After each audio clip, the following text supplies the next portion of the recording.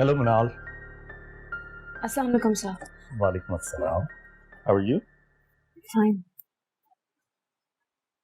आपको काम में कोई डिफिकल्टी तो नहीं पेश आ रही? नहीं।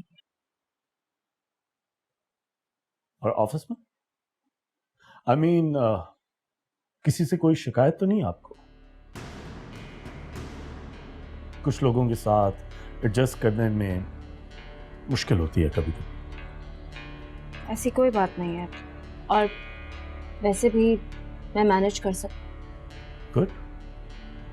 मैं उस दिन आज़ा के हवाले से आपसे बात कर रहा था। काफी मुख्तलिफ और मुश्किल शख्स।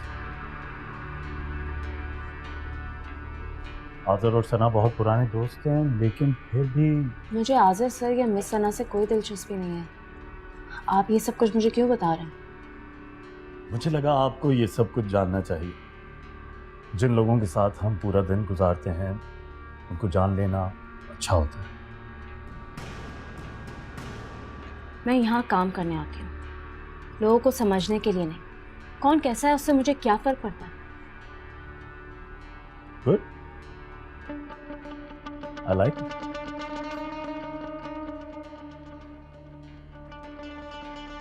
आज मिस सबा नहीं आई?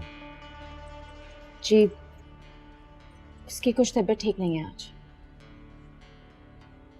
ओके, आप कंटिन्यू करें अपना काम।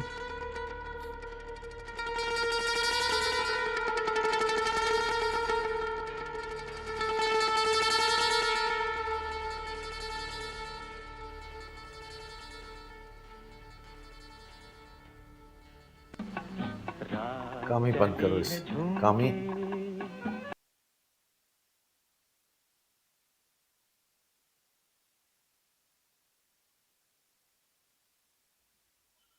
ये चाय ठंडी हो गई है, मैं आपके लिए दूसरी ला। नहीं नहीं, छोड़ो पर। बाबा, आप क्यों फिक्र कर रहे हैं?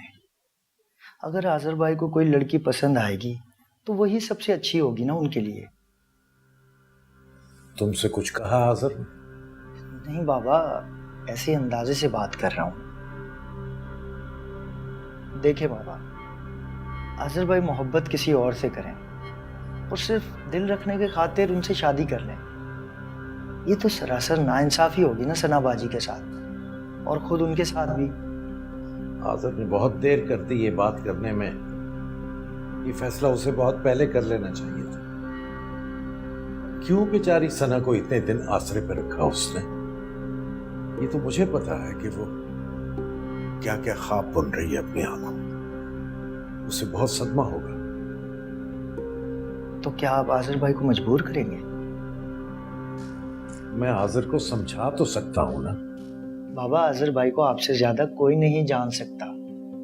आपको अच्छी तरह मालूम है, कोई ऐसा फैसला जिसमें उनकी मर्जी शामिल ना हो, उसको करना उनके लिए कितना मुश्किल होता है ना। बाबा, आपको अपने बेटे की पहले फिक्र करनी चाहिए। सना किसी की बेटी नहीं है क्या? उसके साथ क्यों बुरा हो? बाबा, जबरदस्ती की शादी अच्छी नहीं होती और उसमें किसी को फायदा नहीं होगा। सनाबाजी की बेहतरी इसी में है कि ये शादी ना हो। सना कैसे कबूल करेगी इस बात को?